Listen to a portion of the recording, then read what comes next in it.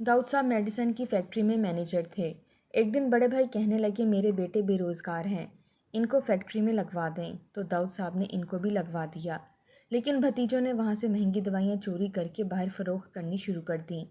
तो फैक्ट्री वालों को पता चल गया, तो भतीजों ने सारा इल्ज़ाम चचा पर लगा दिया। तो बड़े भाई ने भी दाऊद साहब को बहुत गालियाँ दीं कि मेरे बच्चों से गलत काम करवाते रहे हो, और फिर दाऊद साहब को जेल हो गई और भाई भतीजों ने पीछे से इनकी हर चीज़ पर कब्जा कर लिया। 5 साल बाद दाऊद साहब जेल से सीधे भाई के घर गए तो इनकी रूह लरस गई वहाँ पर अल्लाह ताला ने। दाऊद साहब फैक्ट्री से वापस घर आए तो इनके भाई पहले से ही घर में मौजूद थे और इनका इंतज़ार कर रहे थे। दाऊद साहब ने अपने बड़े भाई को देखते ही इनका खैर मकदम इस्तकबाल किया और इनसे गले लगकर मिले। वो आज काफ़ी दिनों बाद दाऊद साहब से मिलने आए थे। हालांकि वो दोनों एक ही शहर में रहते थे, मगर फिर भी मसरूफियत इस कदर ज़्यादा थी कि कभी कभार ही मिलना नसीब होता था। दाऊद साहब ने अपने भाई करीम साहब से खैरियत दरियाफ्त की। करीम साहब कहने लगे कि क्या बताऊं दाऊद, मैं अपने बेटों की वजह से बड़ा परेशान रहता हूँ। डिग्रियां लेकर ऐसे ही आवारा घूम रहे हैं, कहीं नौकरियां मिल ही नहीं रहीं, जगह जगह खाक छानी है। ना कोई सरकारी नौकरी मिल रही है और ना ही कोई प्राइवेट। बेरोज़गारी हद तक बढ़ गई है कि हुकूमत को कुछ ख्याल ही नहीं कि नौकरियां ही दे दें। बच्चे पढ़ लिख कर भी एहसास कमतरी का शिकार हो गए हैं। मेरे दोनों बच्चों ने ही अपना मास्टर कंप्लीट कर लिया है। मैं तो इनसे कहता हूँ कि कहीं भी नौकरी मिल जाए बस कर लो, क्योंकि घर के हालात भी बड़े ख़राब हो गए हैं। सारा खर्चा तो इनकी तालीम पर हो गया और मेरी भी इतनी आमदनी नहीं है। एक दुकान ही तो है, आखिर खर्चे कहाँ कहाँ पूरे करूँ। करीम अपने छोटे भाई दाऊद से अपने मसाइल का जिक्र कर रहे थे और दाऊद साहब के चेहरे पर परेशानी बढ़ती जा रही थी। कहने लगे आप परेशान क्यों होते हैं भाई, सबका यही हाल है। गवर्नमेंट के पास इतना पैसा नहीं है, वो नौकरियां कहाँ से दें, और प्राइवेट कंपनीज भी खचाखच भरी पड़ी हैं मुलाजमों से। मगर आप हिम्मत ना हारें, अल्लाह ताला कोई ना कोई सबब ज़रूर पैदा कर देगा। दाऊद साहब ने अपने बड़े भाई को तसल्ली दी, जिस पर करीम साहब ने कहा कि तुम जिस फैक्ट्री में काम करते हो, तुम्हें तो इतना अरसा गुजर चुका है दवाइयाँ बेचते हुए, और तुम तो मैनेजर हो। मैनेजर अच्छी खासी पोस्ट होती है। तुम चाहो तो मेरे बेटों को अपनी ही फैक्ट्री में लगवा दो, तुम्हारी बड़ी मेहरबानी होगी। मैं तुम्हारा हमेशा एहसानमंद रहूँगा। करीम साहब बड़ी लजाजत से दाऊद साहब से मुखातिब हुए, जिस पर दाऊद साहब थोड़ी देर के लिए खामोश से हो गए, क्योंकि इनके बड़े भाई बड़े अरसे बाद इनसे कोई फेवर मांग रहे थे, और वो भी बड़े मान से, शायद अपने छोटे भाई के पास आए थे।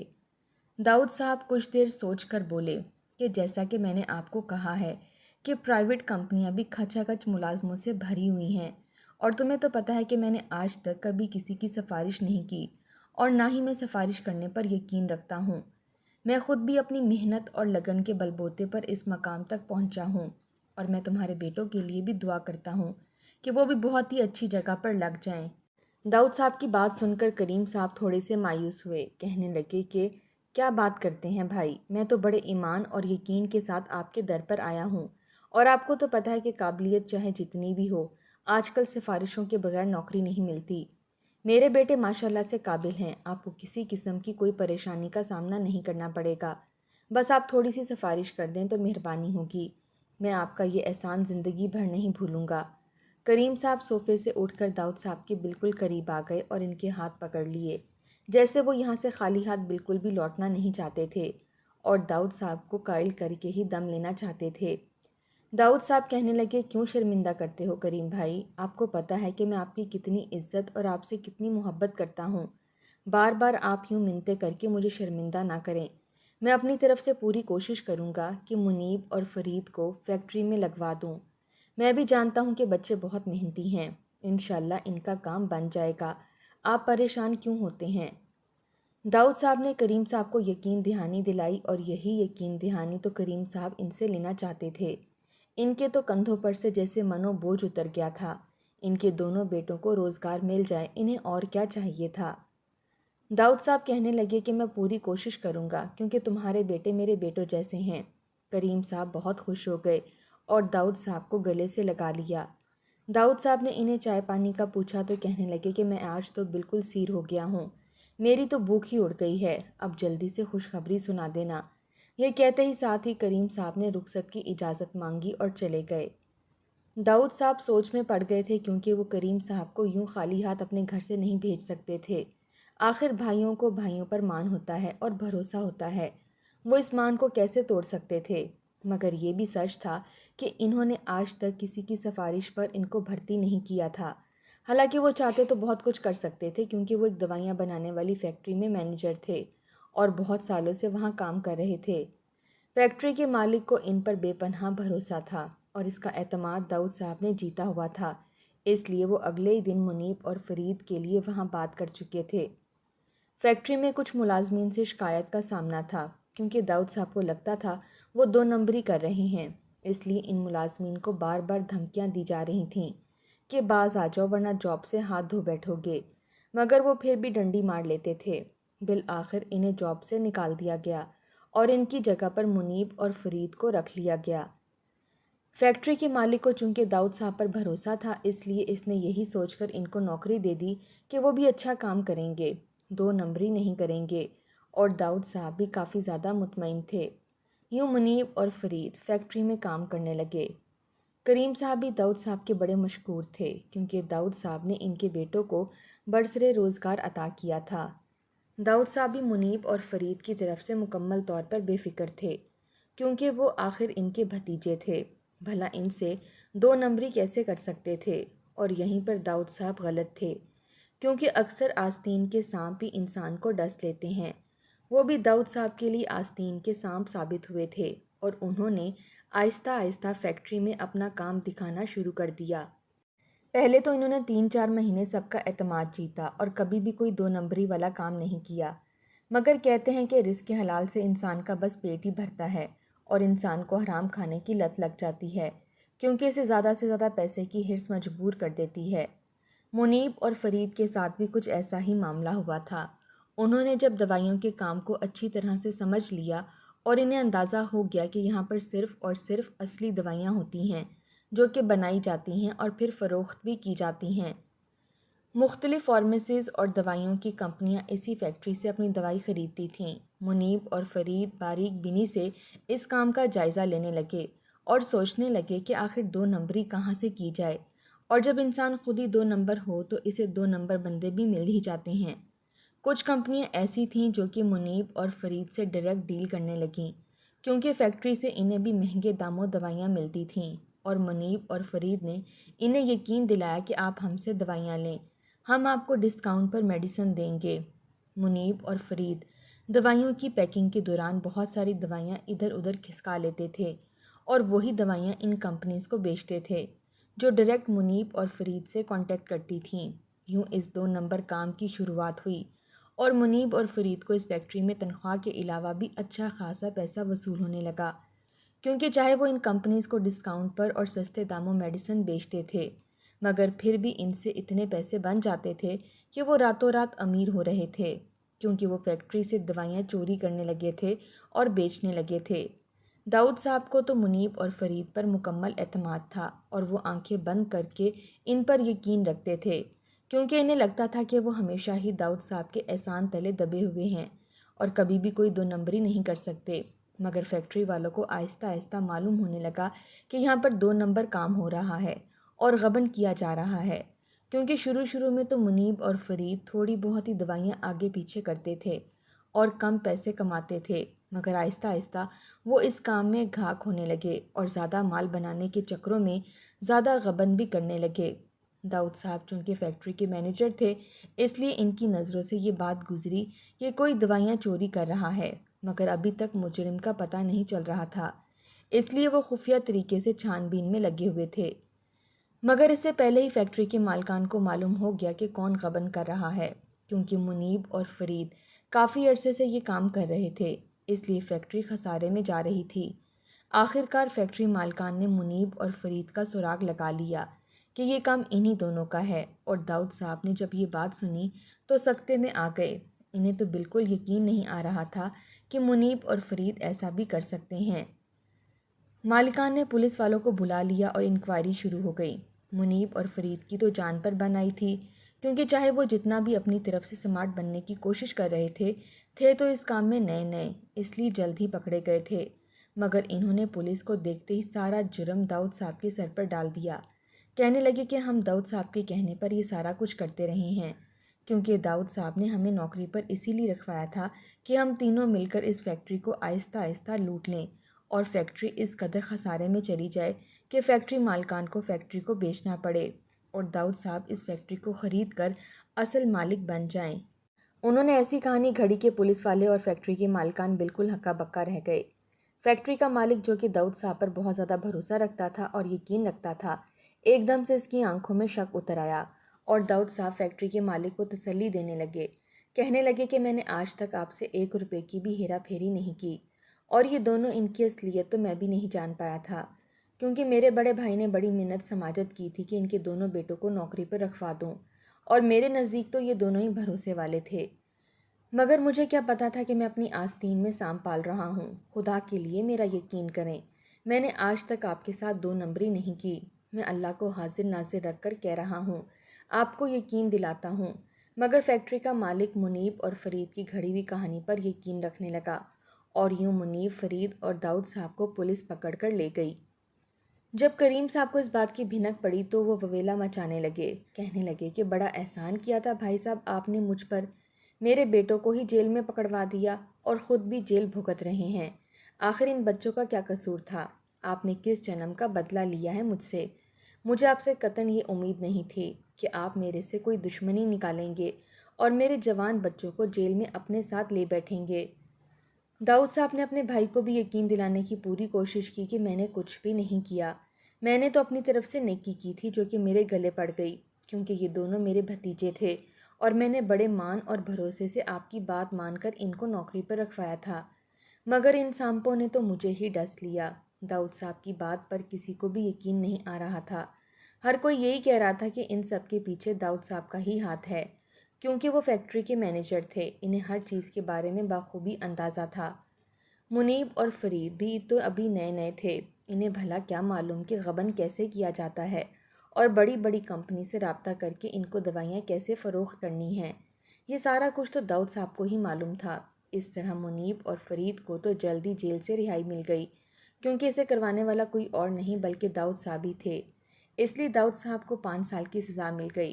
داؤد صاحب تو سر پکڑ کر بیٹھ گئے تھے، وہ دن رات خدا کے حضور دعا کرتے تھے، گڑ گڑاتے تھے کہ میں نے آج تک 1 روپے کی بھی 2 نمبری نہیں کی، پھر ایسا کیسے ہو سکتا ہے کہ میری پکڑ ہو جائے اور وہ دونوں چھوٹ جائیں جن کا یہ سارا کیا دھرا ہے۔